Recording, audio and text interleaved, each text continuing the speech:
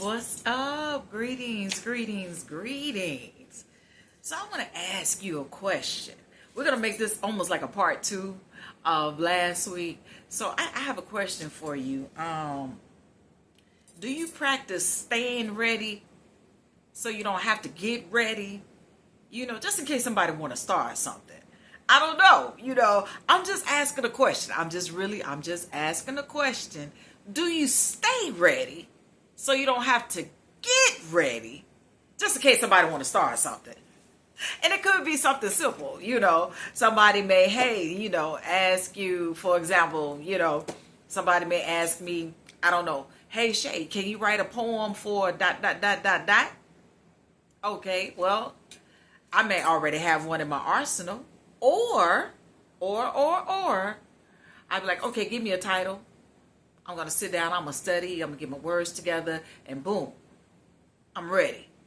Or, somebody can call you out on something and you have to get ready right then and there. Well, that's what this segment is about.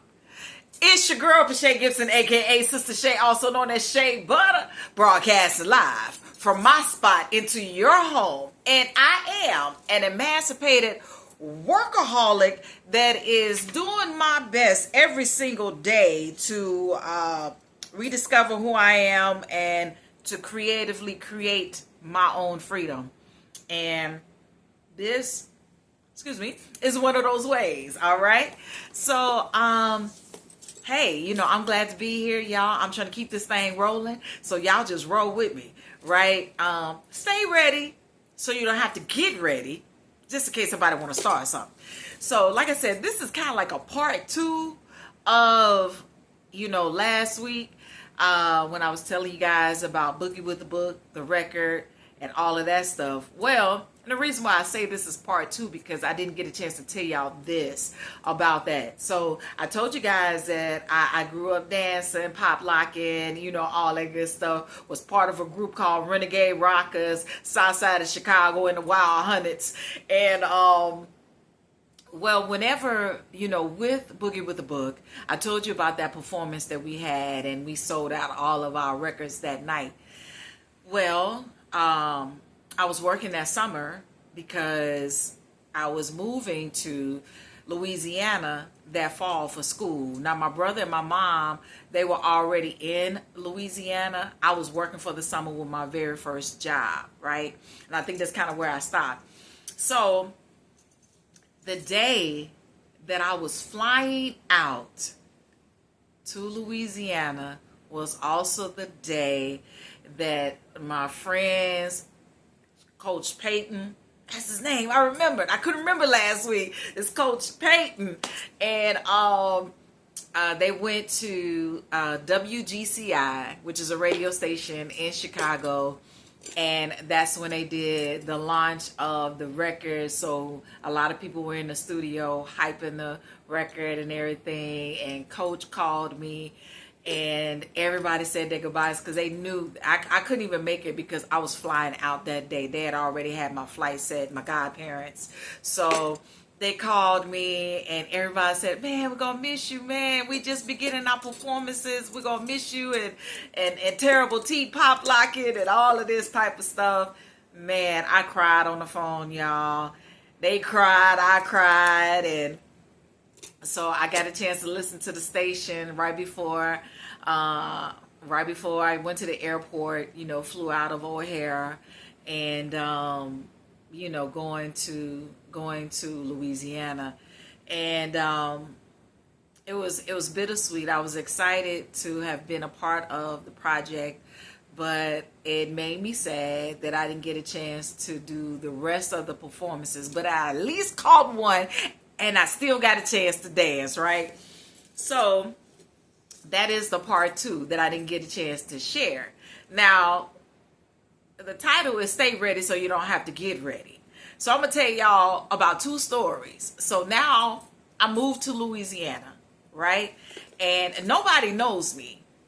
My first cousins, they're all there. I'm in central Louisiana, very small town.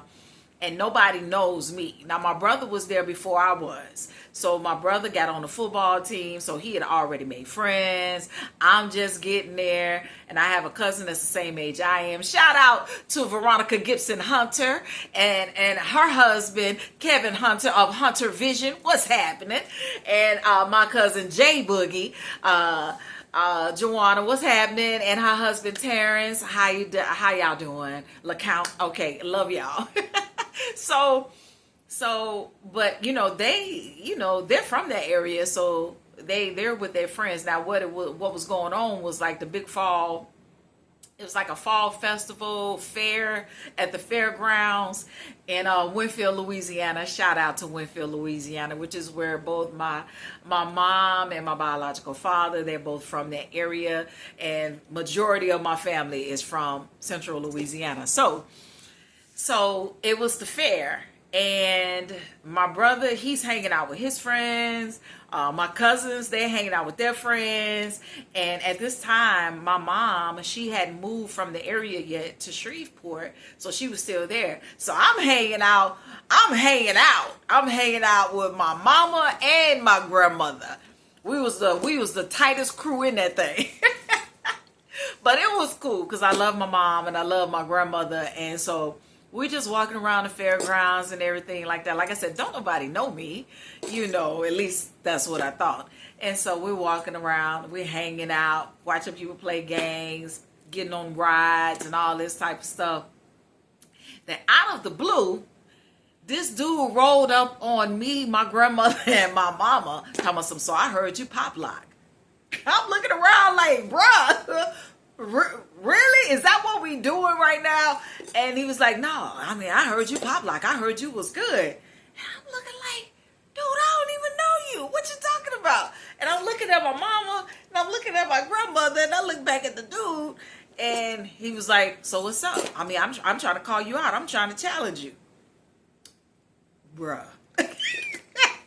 So, I'm trying to pipe down because, I'm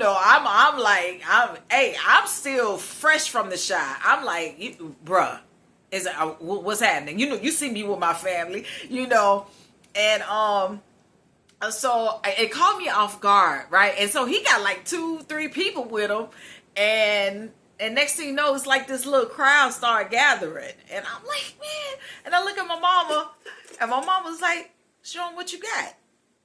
Oh, come on, mama. But and so, which was a shock to me, because I told y'all last week that my mom didn't get a chance to she really didn't get a chance to see what I can do because of her work schedule. She's a single parent. She's working graves as a nurse on the south side of Chicago with 2 small kids. She's a young mom and with two kids, and I had the responsibility of making sure that me and my brother was straight.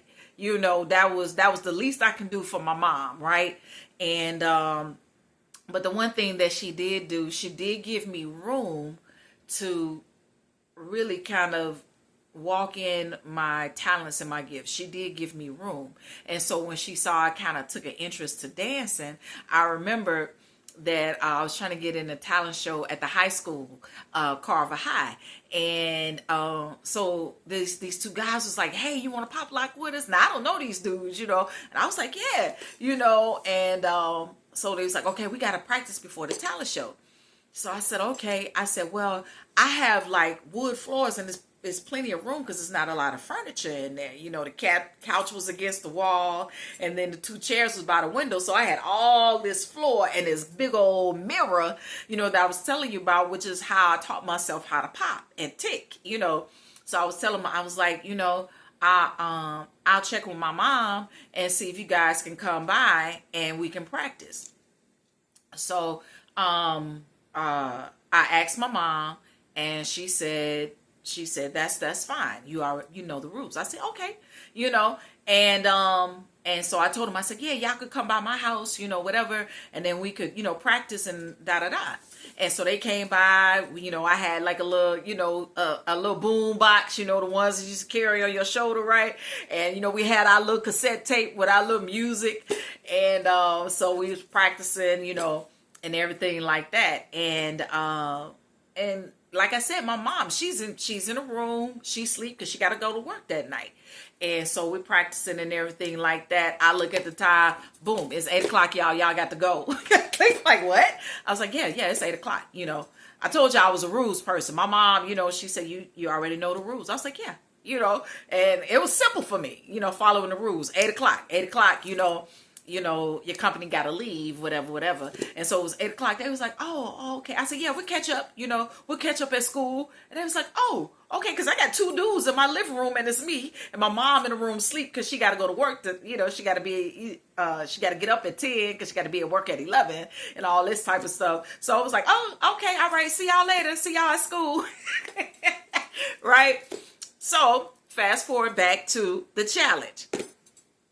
So my mom knew that I danced, but she had never really seen me dance. She just knew that I did. So my mom was like, go ahead, show them what you got. And my grandmother is looking puzzled, like, what is happening right now? And then I'm standing up there. I'm not going to say b-boy stance because I'm a girl. So I'm sitting up there with I said, well, you challenge me, so you go first. That's the rules. When you challenge somebody, you go first. That way, I can scope you out. I can see what type of moves you got. I can see what angle I need to come at. So I go ahead and cut you off at the ankles. Or the knees, whichever one. But, so he get out there, he do his thing. He got his music, da-da-da-da-da-da-da-da-da. And so I was like, all right. And everybody's, and my mom, and my grandmother, they posted up like my crew. they got my back. I'm telling you, I had the tightest crew in that joint. I had my mama to the right and my grandmother to the left, and I'm in the middle. How you rolling? That's how I was rolling. But anyway, so he do his thing, and he was good. So, we danced, the song that was playing, back then the songs was like 6 and 7 minutes long. So it was Tour de France. I don't know if y'all know about that. I know I'm speaking my age right now. Tour de France. Anyway, so I do my thing and I'm getting it and da-da-da. And I mean, and before they knew it, I had it was like a crowd of people, because it's no linoleum. We popping, we not breaking, we popping. So I still can glide, I'm gliding, I'm doing my thing. And when it was over, everybody started cheering and my mom and my grandma was like, yeah. And the dude, because he came up to me like so rough, like we about to square up and fight. And it caught me off guard. And then after I got through, he just bust out laughing. He said, man, you are good. And we kind of hugged it out and I made a friend. and so everybody, so now people are knowing who I am because of this little challenge, right? And so that was like the dopest feeling. So that was my introduction to kind of like Winfield, Louisiana, and just letting people see who I am and what I do, right?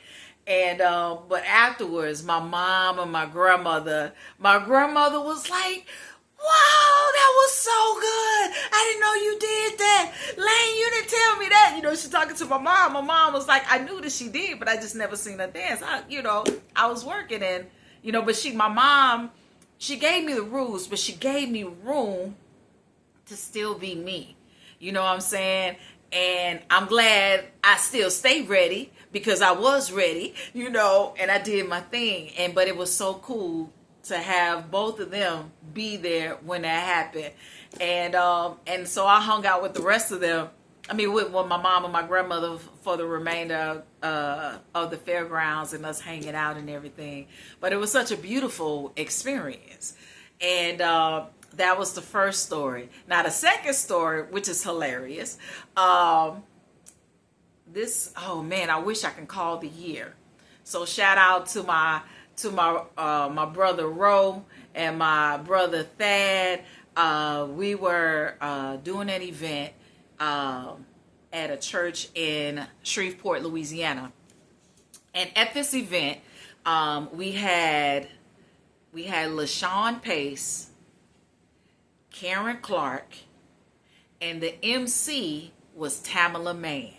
Because Tamala Mann had just really came out, really. You know, she's been in the plays and stuff, but she had just really just dropped her solo album at this time.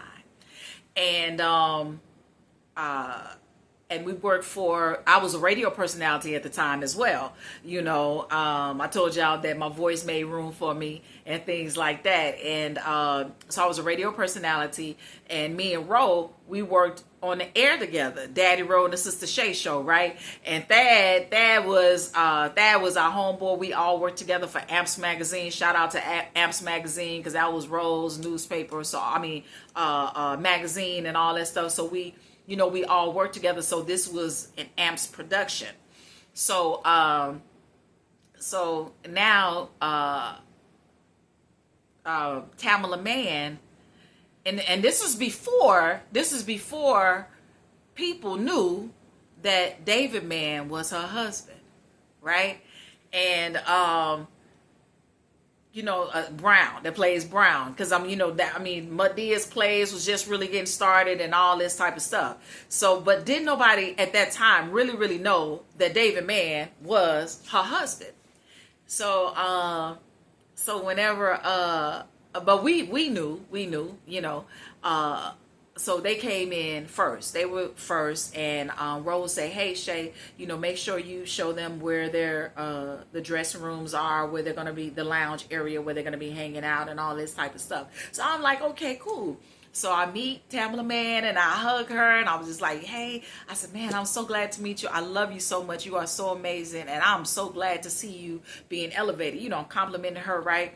And then so here comes David Mann through the doorway, and I see her husband, and I just, after I finished talking to her, I just walked up to him. I said, "So what's up? What you got on it? I heard you. What's happening? What's happening? What you got?" And she said, "Don't get him started." And he said, "What?" And he went, So we're in the doorway, just breaking down, pop locking for no reason. This dude don't know me. I just see him come through the doorway, and I just bust out. Man, let me tell you something. He went in, and then once he got through, I just fell out laughing. He said, "I like her. I like you. I like you." He said, "I wasn't ready." I said, "You got to stay ready. You got to stay ready, And man, she was hollering, laughing. She said, "That's exactly why he is the way that he is right now." And but we laughed so hard, and they were so cool, man. They were amazing, and they were so chill. And the one thing that I loved about them and stuff like that, because we did their rooms were in a casino, and they was like, he said, "I don't know how y'all feel about y'all hotel rooms being in a casino." And I was like, "It's a room.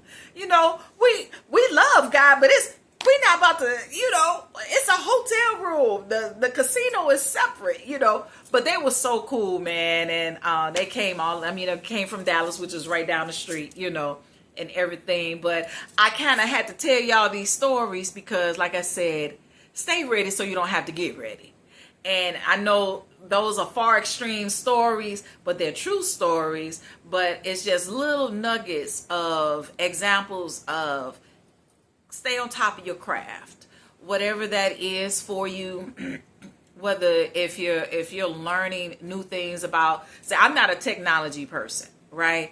I'm learning. I'm still an old lady trying to piece the puzzles together, but I know I have to learn it because that is where we are, in society right now. So it's technology driven. So I have to learn these things, whether if it's watching some videos on YouTube, whether if it's grabbing some books, reading it, whether if it's going chilling at my spot coffee shop or Barnes and Noble, Books A Million, and getting some information.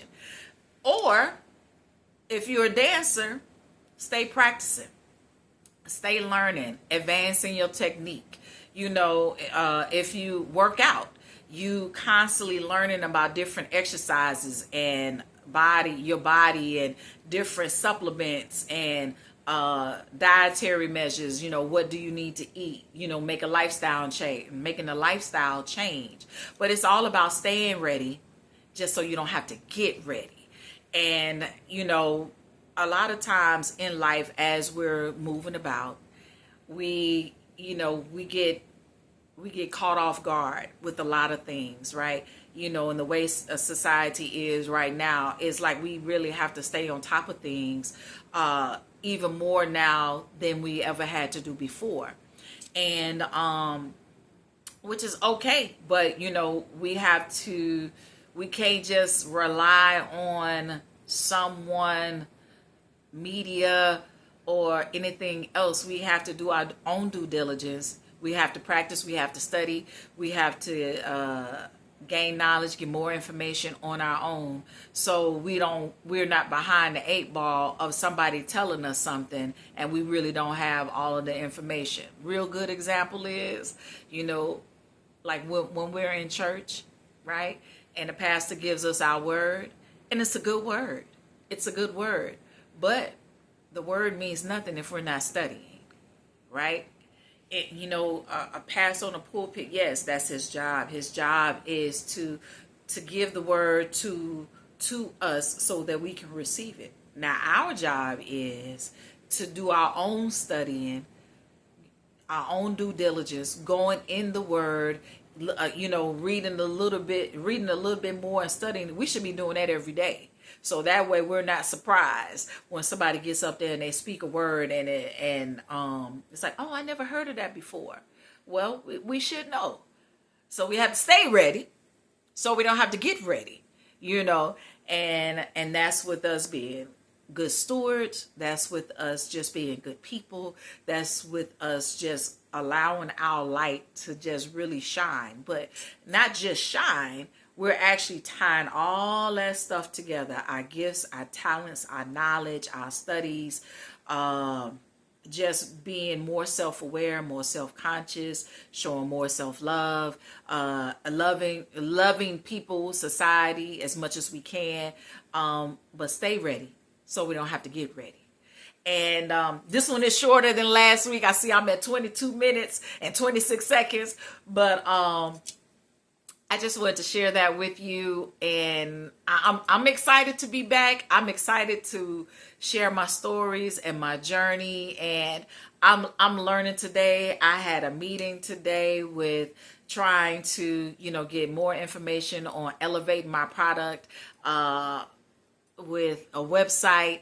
I'm trying to stay ready so I don't have to get ready, because I really believe, and I'm speaking it into existence, that when I really do my major launch, that is going to be really major. I'm speaking it into existence because I know that my Pachet's Butter Souffle is an amazing product. I'm not bragging. I just know. I know the ingredients God gave me, and I know that the heart, the passion, and the love that goes into every single jar that I make, I know that it's a great product, and I'm speaking it into existence, and I'm dropping little nuggets because it's coming. So y'all get ready, because I'm staying ready so I don't have to get ready. It is what it is. Boom. Okay, I'm done. All right, so let me wrap this thing up, and without further ado, I have a poem. I can't, I'm going to do my due diligence, I try to tie everything in with the word that I have. And I know that I talked about dancing. So I did find a poem that's in my arsenal called Dance Out Loud. And I'm going to share that piece with you. All right. Dance out loud. You can't live out loud in silence. And you can't dance by holding up the wall. Yell out your victories. Scream aloud your dreams, and boldly dance away the anchored shackles of your past. Your voice is beautiful. Your steps are graceful. And your vocal elegance of melodic ballet of triumph. Speak until you are speechless. Dance until you cry. Then exhale the victory of the Creator's love. Dance out loud. Dance out loud. Speak until you are speechless. Dance until you cry. The exhale of the victory of God's love will prevail. Dance out loud. It's your girl, Peshay Gibson, a.k.a. Sister Shay, also known as Shay Butter, broadcasting live from my spot into your spot, making it do what it do because I can. I love y'all. Thank y'all again, and thank y'all for supporting me. I love y'all so much. Peace and blessings. Peace and blessings, everybody. See you next time.